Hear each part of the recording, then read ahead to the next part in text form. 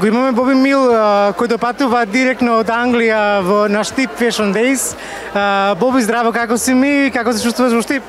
Здраво, јас сум добро, ми се допаѓа иницијативата премногу, има многу фреш таленти, фреш брендови што искрено прв пат сум тука, али ми се допаѓа се. Ви како сте, добри? Одлично, Боби, еве ние работно.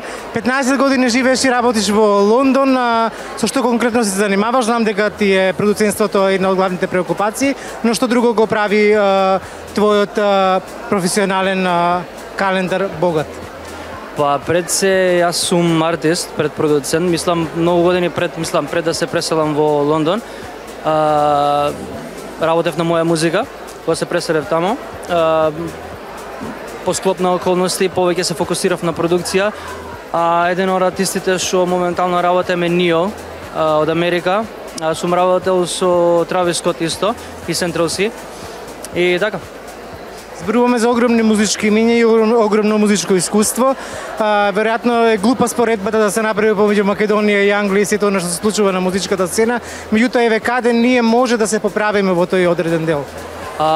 Ексклузивноста е многу битна работа. Мислам као и брендингот исто као артистите. Најмалку според мене, најмалку е талентот и пеењето и гласот во 2025 година. Мислам дека повеќе, самата аура околу артистот, како изгледа, како се понаша на сцена, самиот брендинг околу артистот, самиот хајп, стејдж презенс и сето тоа. Има многу добри артисти.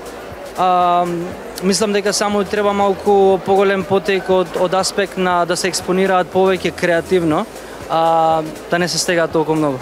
Ако ја пратиш македонската сцена, кој еве најмногу ти остава впечаток, кој можеби најголем потенцијал? Од артисти? Од артисти Антонија Гиговска, Два Бона, Таско, Сладкар, тие за се. Дали може тие да парираат на странската модна сцена? Како? Дали може да парираат на странската модна сцена? Секако, тие што ги направив, верувам има уште многу, секако може да парираат на странска сцена. Гледам во нив многу голем потенцијал, нешто посебно и уникатно и тоа е. Благодарам многу. Фала и вам.